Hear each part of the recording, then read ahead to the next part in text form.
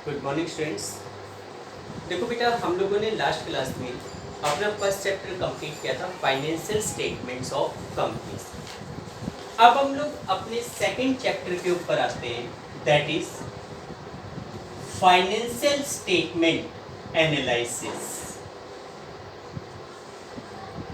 Financial statement analysis. देखिए dear student, ये जो चैप्टर है फाइनेंशियल स्टेटमेंट एनालिसिस का कंप्लीट थ्योरेटिकल चैप्टर है और इसमें से काफ़ी टॉपिक आप लोग प्लस वन में स्टडी करके आ चुके हो। ठीक है, ध्यान से समझना, थ्योरेटिकल चैप्टर है। देखो, चैप्टर का नाम है फाइनेंशियल स्टेटमेंट एनालिसिस। एनालिसिस का मतलब क्या होता है? That is to make study, appropriate study to get conclusions या टू गेट सम रिजल्ट्स। देखो, हम लोगों ने प्रीवियस चैप्टर में फाइनेंशियल स्टेटमेंट को कैसे प्रिपेयर करते हैं इसके बारे में पढ़ा था। देखो, कोई भी कंपनी फाइनेंशियल ईयर की एंडिंग के ऊपर अपने फाइनेंशियल स्टेटमेंट प्रिपेयर करती है, जिसमें statement of profit and loss and balance sheet बनाई जाती है। But the financial statements are meaningless in itself unless some analysis are not made upon them. देखो, फाइनेंशियल स्टेटमेंट अपने आप में स्पीचलेस है, मीनिंगलेस है। आज आपके सामने कोई बंदा फाइनेंशियल स्टेटमेंट रिप्रेजेंट करे, like statement of P&L represent किया जाए और आपको ये कहा जाए कि भाई इस साल हमने 5 लाख रुपीस का प्रॉफिट अर्न किया है, इस साल हमें 5 लाख रुपीस का प्रॉफिट हुआ। अब आप क्या कंक्लूजन निकालेंगे कि he is a good businessman और he is a bad businessman? भाई वो अच्छा बिजनेसमैन है या बेकार है, इसके बारे में फिलहाल आप कोई कंक्लूजन नहीं निकाल सकते। अगर कोई बंदा ये कहता है कि जी ये तो बहुत अच्छा बिजनेसमैन है, इसने 5 लाख रुपीस का प्रॉफिट अर्न किया, लेकिन मैं इसको सामने डाटा प्रेजेंट करूं कि भाई पिछले साल इस बंदे का प्रॉफिट 10 लाख था और उससे पिछले साल इसका प्रॉफिट 15 लाख रुपीस का था, इस साल इसने 5 लाख रुपीस अर्न किए। अब आपका कंक्लूजन क्या होगा, आपका रिजल्ट क्या होगा कि सर ये अच्छा बिजनेसमैन नहीं है, इसका प्रॉफिट कंटिन्यूअसली डिक्लाइन कर रहा है, यानी कि ये डाउनवर्ड ट्रेंड में मूव कर रहा है, इसका बिजनेस नीचे की तरफ जा रहा है। ठीक है, हो सकता है आने वाले 1 या 2 सालों में उसका बिजनेस बंद भी हो जाए। तो जब इस प्रकार की इंफॉर्मेशन बिजनेसमैन को मिलेगी कि भाई उसका प्रॉफिट लगातार रिड्यूस हो रहा है, तो वो करेक्टिव एक्शंस ले सकते हैं।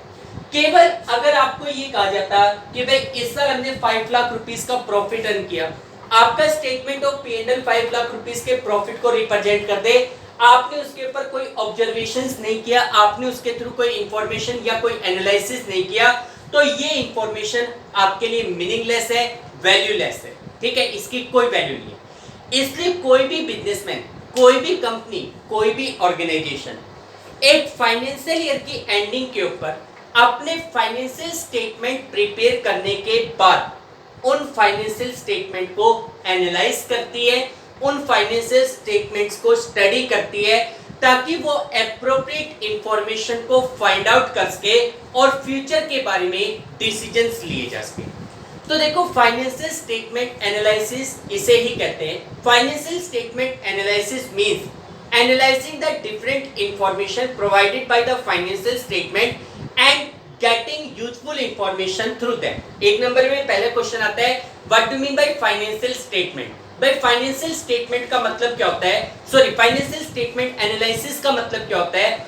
देखो, फाइनेंशियल स्टेटमेंट तो एंड प्रोडक्ट होते हैं अकाउंटिंग प्रोसेस का। हम लोग प्लस वन में अकाउंटिंग पढ़ के आ रहे थे, तो कोई भी बिजनेसमैन एक फाइनेंशियल ईयर की एंडिंग के ऊपर अपने फाइनल अकाउंट बनाता है, that is the end of the accounting process. और उस एंड प्रोडक्ट के थ्रू एंड प्रोडक्ट को स्टडी करके जो इंफॉर्मेशन ड्राइव की जाती है, उसको हम फाइनेंशियल स्टेटमेंट एनालिसिस कहते हैं। तो अगर एक नंबर में क्वेश्चन आता है, what do mean by financial statement analysis, तो आप ये कहेंगे कि analysing the different information provided by the financial statements and getting some useful information या getting some useful result from them is called financial statement analysis.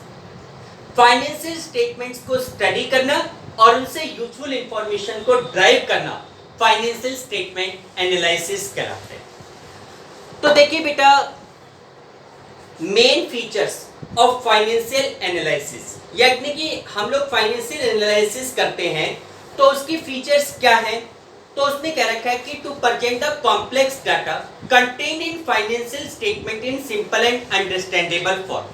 देखो, through the financial statement analysis the complicated data given in financial statements are presented in a simple and understandable method. यानी कि financial statement analysis के through जो information हमारे financial statements में दी गई है उनको सिंपल और अंडरस्टैंडेबल मेथड से प्रेजेंट किया जाता है। Second, to classify the item contain in financial statements in convenient and rational group.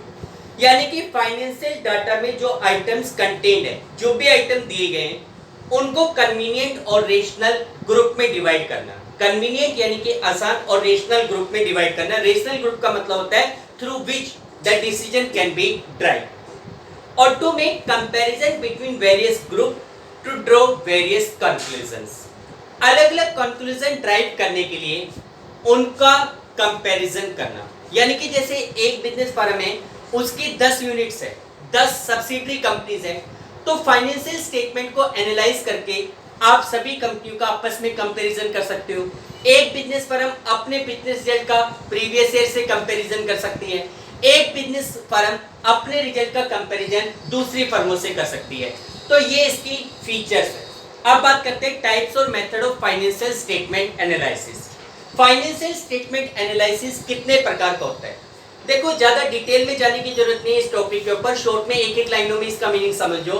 देखो, सबसे पहले हम लोग बात करते हैं फाइनेंशियल स्टेटमेंट एनालिसिस के कौन कौन से टाइप है। तो उसमें आता है एक्सटर्नल स्टेटमेंट्स। देखिए बेटा, एक्सटर्नल एनालिसिस का मतलब होता है कि this type of analysis are done by those persons who are not directly associated with our business. यानी कि this type of analysis is done by external persons, like bank हुआ, कोई फाइनेंशियल स्टेटमेंट हुआ, कोई फाइनेंशियल इंस्टीट्यूशंस हुआ। ये लोग हमारे बिजनेस रिजल्ट को एनालिसिस करते हैं ताकि वो हमारी लिक्विडिटी, फाइनेंशियल पोजीशन के बारे में इंफॉर्मेशन फाइंड आउट कर सके। क्योंकि कोई भी फाइनेंशियल इंस्टीट्यूशंस हमें लोन देने से पहले हमारी फाइनेंशियल कंडीशंस को स्टडी करना चाहता है।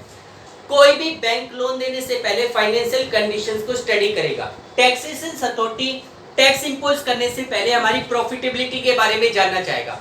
तो इसलिए ये जो आउटर पार्टीज होती है, ये हमारे बिजनेस के फाइनेंशियल स्टेटमेंट्स को एनालाइज करती है। तो एक्सटर्नल एनालिसिस में क्या लिखेंगे कि this type of analysis is done by external persons to get the desired informations.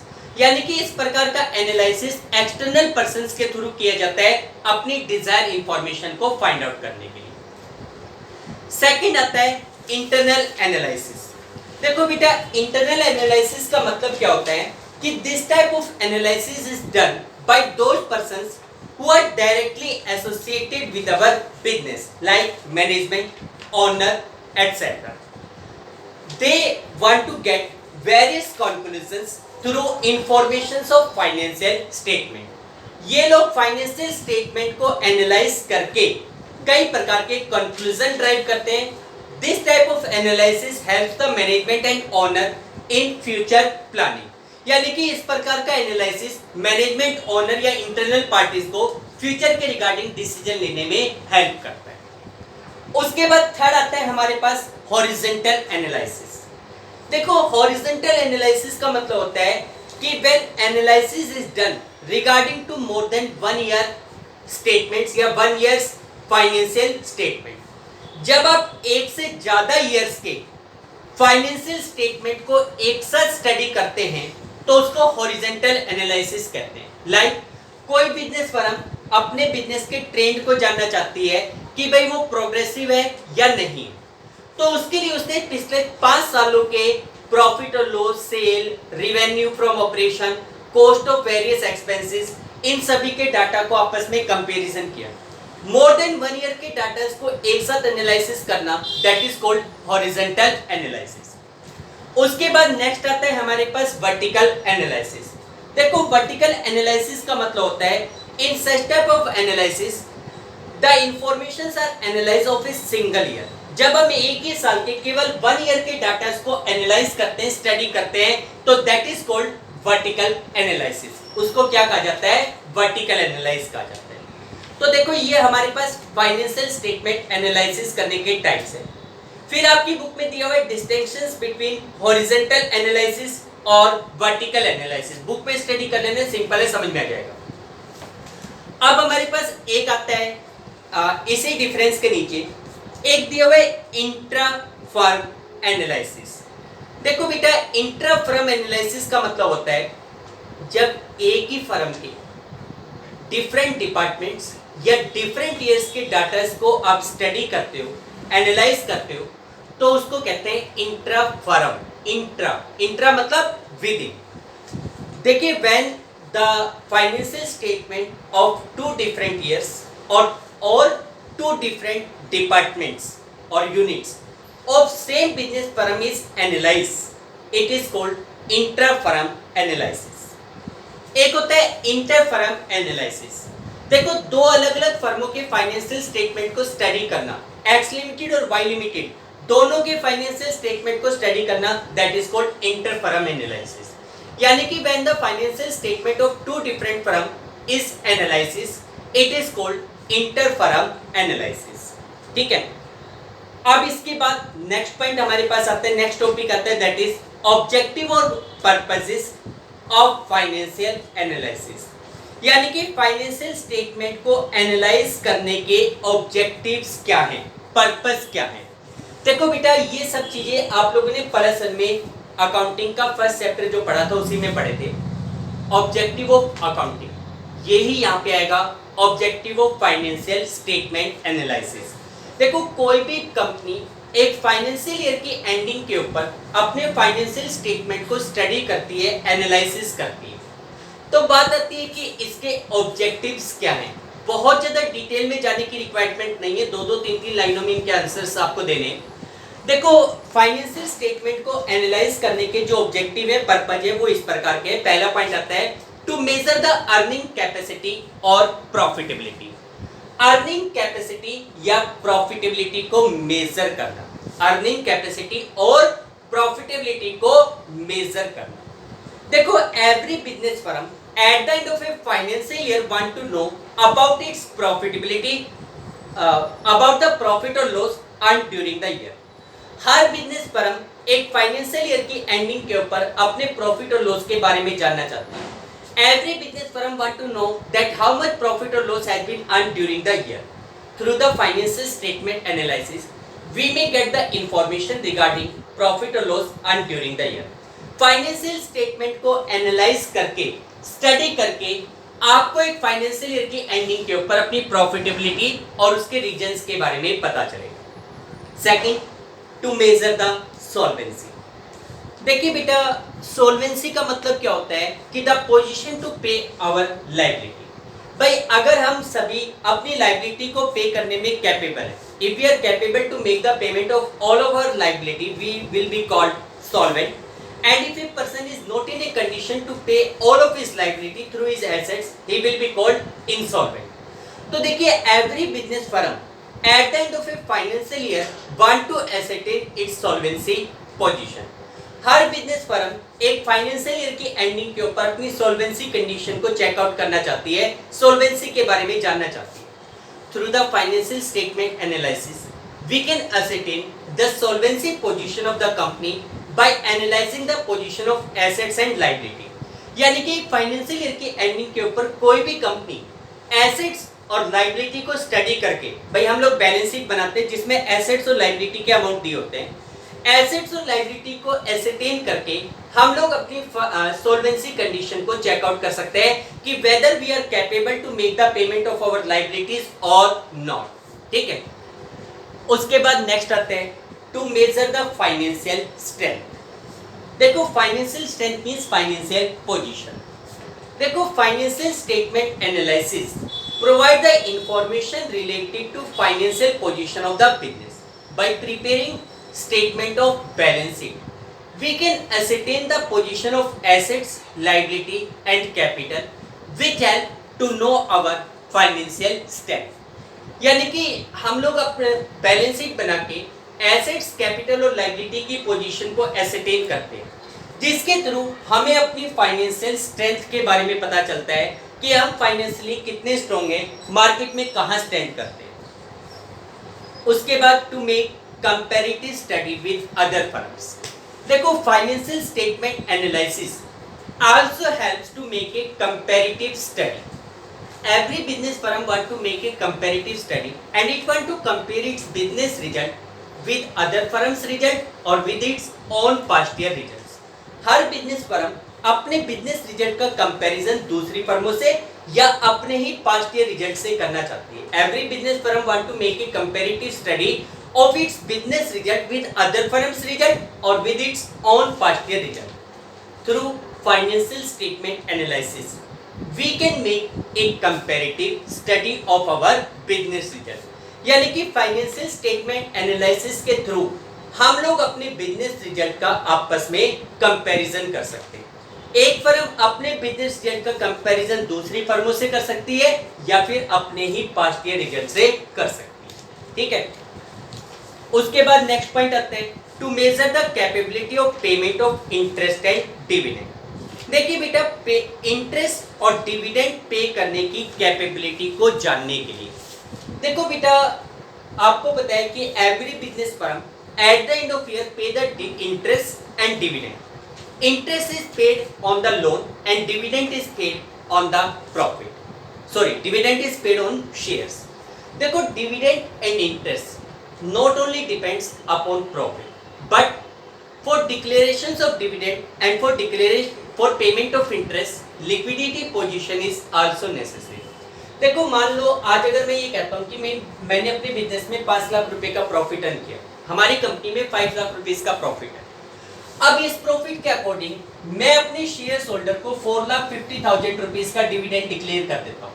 हम लोग अपनी कंपनी में शेयर होल्डर को 4,50,000 रुपीज का डिविडेंड डिक्लेयर करते हैं, लेट्स सपोज। लेकिन quite possible we are not in a condition to pay the dividend. Reason भी, देखो हमने नो डाउट 5 लाख रुपीस का प्रॉफिट अर्न किया था, लेकिन जरूरी नहीं कि ये प्रॉफिट हमें कैश के रूप में मिल चुका हो।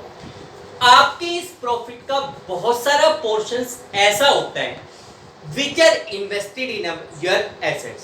भाई मान लो आपका कोई डेटर है जिसको आपने 1 लाख रुपीस की गुड्स 2 लाख रुपीस में सेल आउट की and he promise to make payment after 6 months. भाई उसने आपको कहा कि भाई मैं पेमेंट आपको विद इन 6 मंथ करूंगा, क्योंकि अच्छा खासा प्रॉफिट हो रहा था, आप उसकी बात के ऊपर एग्री हो गए। अनडाउटली आपने 1 लाख रुपीस का प्रॉफिट 2 लाख रुपीस में सेल आउट किया तो there is a profit of rupees 1 lakh. आप जब साल के अंत में जैसे 30 उसको आपने ये ट्रांजेक्शन किया 25 ऑफ मार्च को, आपका फाइनेंशियल ईयर क्लोज होता है 31 ऑफ मार्च को। 31 ऑफ मार्च को आपका फाइनेंशियल स्टेटमेंट ये रिप्रेजेंट करेगा कि भाई करंट ईयर का आपका प्रॉफिट 1 लाख रुपीस का है, आपने डेटर को गुड सेल आउट करके 1 लाख रुपीस का प्रॉफिट अर्न किया, आपने उसी के अकॉर्डिंग डिविडेंड डिक्लेयर कर दिया। डिविडेंड डिक्लेयर होने के 1 और 2 मंथ के अंदर आपको डिविडेंड की पेमेंट करनी पड़ेगी कैश में। लेकिन क्या आपके पास कैश आ चुका? नहीं, कैश आपके पास अवेलेबल नहीं है। आपके पास कैश आएगा आफ्टर 6 मंथ। डिविडेंड की पेमेंट आपको करंट ईयर में करनी है, विद इन 1 और 2 मंथ आपको करनी है। कैसे पे कर पाओगे? इसलिए क्या होता है कि कोई भी बिजनेसमैन केवल और केवल प्रॉफिट के ऊपर डिपेंड नहीं रहना चाहता इंटरेस्ट और डिविडेंड डिक्लेयर करने के लिए, but he also want to know about the liquidity position and to know whether he is capable to make the payment of dividend and interest. तो हम ये कह सकते हैं कि every business firm have to pay interest on the loan and dividend on the shares. But before payment of dividend and interest, not only the profit but also the liquidity position, the position of cash availability is also to be ascertained। यानी कि केवल और केवल profit और loss के बारे में जानना नहीं, बल्कि हमारी लिक्विडिटी पोजीशन को जानना भी हमारे लिए जरूरी होता है। Through financial statement analysis, a businessman can ascertain the liquidity position of the company so that it may decide how much dividend or interest should be given। ठीक है, उसके बाद नेक्स्ट पॉइंट आते हैं, to identify the trend of business. Business trend को जानने के लिए देखिए financial statement analysis help us to know about the trend of business. देखो बेटा, जैसे आपको मैंने बताया कि एक साल हमने 15 लाख का प्रॉफिट कमाया, नेक्स्ट ईयर में 10 लाख रुपीस का प्रॉफिट और उसके नेक्स्ट ईयर में 5 लाख रुपीस का प्रॉफिट। तो आप ये कहोगे कि बिजनेस का जो ट्रेंड है ना वो डाउनवर्ड चल रहा है, कुछ समय बाद बिजनेस शटडाउन होने की कंडीशन में पहुंच जाएगा। ठीक है, क्यों? क्योंकि आपके प्रॉफिट कंटिन्यूअसली रिड्यूस हो रहे हैं। तो इसलिए there is a need to take the corrective actions immediately.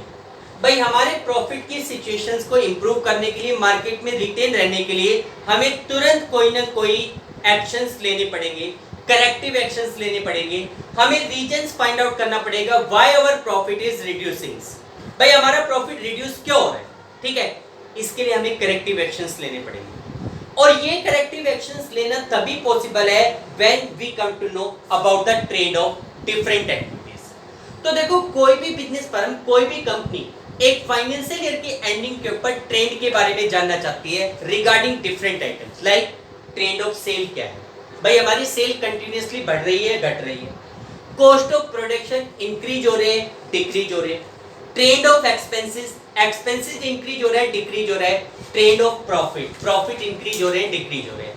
तो every business firm want to know about the trend of different items. हर बिजनेस फर्म अलग अलग आइटम्स के ट्रेंड के बारे में जानना चाहते हैं कि हमारा बिजनेस अपवर्ड है या downward, and this trend can be known through the financial statement analysis. जब आप डिफरेंट ईयर के फाइनेंशियल स्टेटमेंट को कंपेयर करेंगे then you come to know about the trend of various item. तो आप इसमें क्या लिखेंगे कि every business firm want to know about the trend of various item so that it may ascertain whether the business is progressive or not. The trend of various items can be known through comparative study of different item of different financial year. यानी कि अलग अलग financial year के अलग अलग item को analysis करके you can know about the trend of business. Therefore financial statement analysis help us to know about the trend of business. Financial statement analysis हमें बिजनेस ट्रेंड को जानने में हेल्प करता है।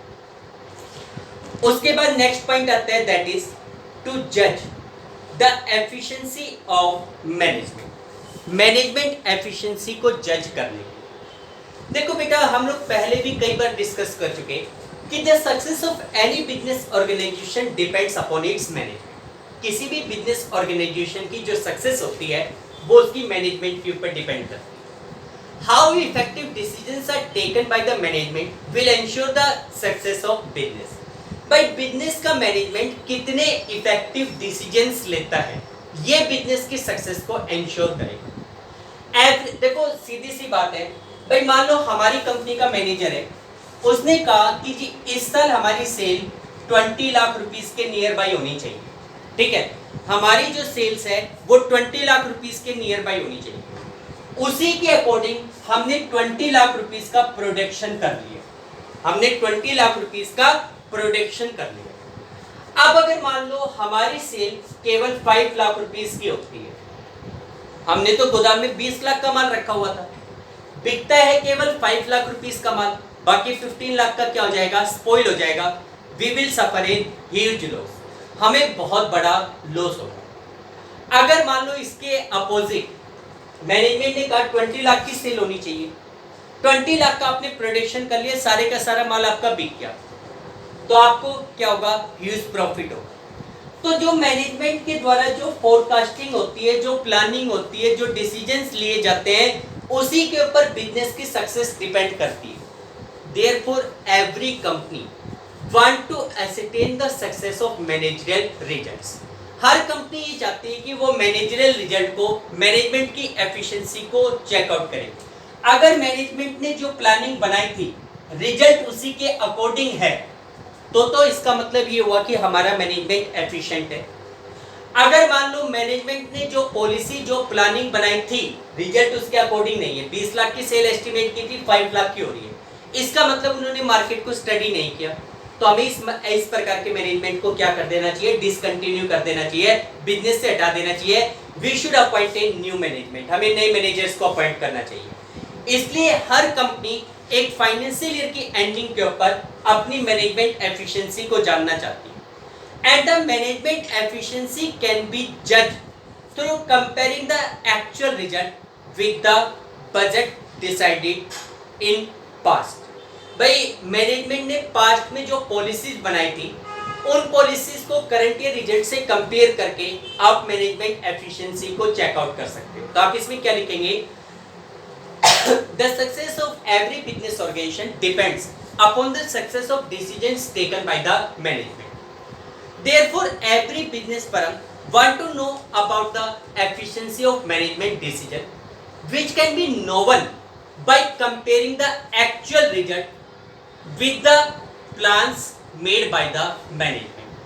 ठीक है, through financial statement analysis we can compare the actual result with the desired result। भाई जो रिजल्ट हम पास्ट में चाहते थे, हमने सोचा था कि भाई 10 लाख का प्रॉफिट होना चाहिए, that is our Dzire result. Actual result जो हमें मिला उसको डिजायर रिजल्ट से कंपेयर करके आप मैनेजमेंट एफिशिएंसी को एसेटेन कर सकते हो। Management efficiency can be ascertain by comparing the actual result with the desire result. ठीक, उसके बाद नेक्स्ट पॉइंट आता है to provide useful information to the management. देखो इसमें फाइनेंशियल स्टेटमेंट एनालिसिस को करने का एक एडवांटेज ये भी मिलता है कि it help to provide the useful information to the management. अभी मैंने बताया कि the success of any business organization depends upon its management. अगर मैनेजमेंट के द्वारा लिए गए डिसीजंस इफेक्टिव हैं, मैनेजमेंट ने जिस प्रकार के डिसीजन लिए उसी प्रकार के अगर हमारे रिजल्ट आ रहे हैं तो बिजनेस सक्सेसफुल है, अदरवाइज नहीं।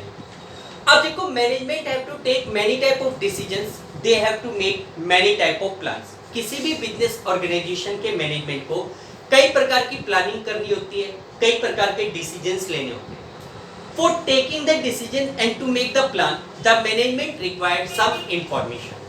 देखो जैसे मान लो हमारे बिजनेस का मैनेजमेंट है, वो करंट ईयर सेल को फोरकास्ट करना चाहिए चाहते हैं। मैं किसी कंपनी में recently as a management post के ऊपर अपॉइंट हुआ, मुझे ये जानना है कि इस साल की हमारी सेल क्या होगी, तो उसके लिए मुझे प्रीवियस ईयर सेल के डाटा चाहिए।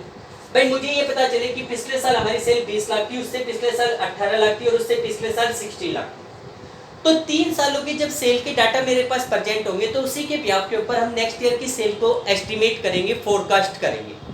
तो इसका मतलब मैनेजमेंट अगर कोई भी डिसीजन लेना चाहता है तो before taking any decision the management required some information. Financial statement analysis provide the useful information to the management on the basis of which the management can make the plan and can take the decision regarding future. ठीक है बेटा, तो ये हमारे पास आता है कि management financial statement management को यूजफुल इंफॉर्मेशन प्रोवाइड करता है। इसके बाद नेक्स्ट आपके पास टॉपिक है यूज ऑफ फाइनेंशियल एनालिसिस।